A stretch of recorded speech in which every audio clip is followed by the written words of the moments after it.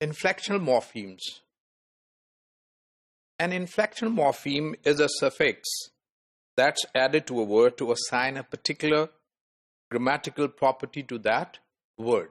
So, inflectional morphemes give grammatical property to words. For example, we have the word play, and when we add ing, which is an inflectional morpheme, so it gives a grammatical meaning to the word, and this word becomes playing, right?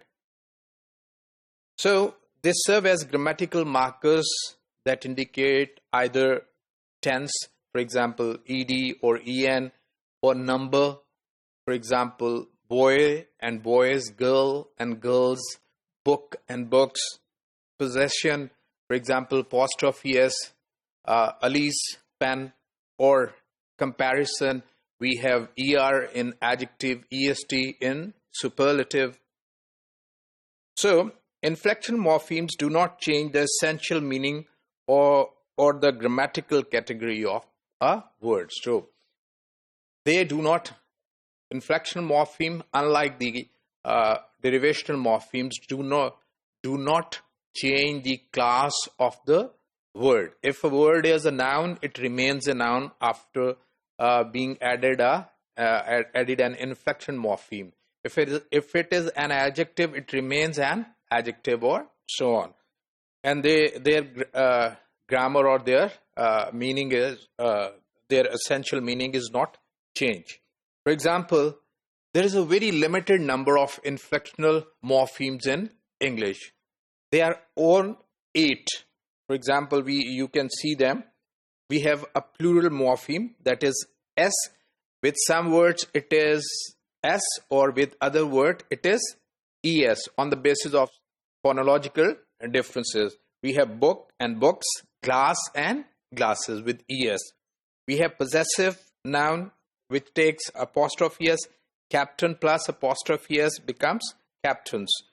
Similarly, we have verb present tense inflection, s, start, starts, verb past tense, ed, play and play, ed, played, verb past participle, and eat and eaten, verb present participle, ing, play and playing, adjective, comparative adjective, it becomes large and larger, and est for superlative, large and largest. So these are 8 in all. So inflectional morphemes are 8 in number, and there is no likelihood of any addition to this number. So only lexical take inflectional affixes. It means that the functional words do not take any inflectional morpheme. So few inflectional morphemes, affixes, as I said, they are all 8 in number. So closed classes of words take no inflectional affixes in English. All the functional or closed classes, as functional morphemes are closed class morphemes, so they do not take any inflectional morpheme. Inflectional affixes always follow derivational. For example, if we have a word work and we add er, make it worker, which is er is a derivational, and then comes s, workers.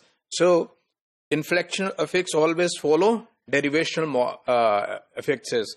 So you can see that worker, workers. So is derivational and sir is inflectional. So an inflectional morpheme does not have the capacity to change the meaning or the semantic class of the words. It is bound to and will have a predictable meaning for all such words. So it is clear from this description that inflectional morphemes are limited in number. One thing, inflectional morphemes do not change the word class. 2, an inflectional morpheme has a predictable semantic aspect or predictable meaning. So these are some of the features of the inflectional morphemes, and they are different from derivational morphemes. They always come after the derivational morpheme in a word.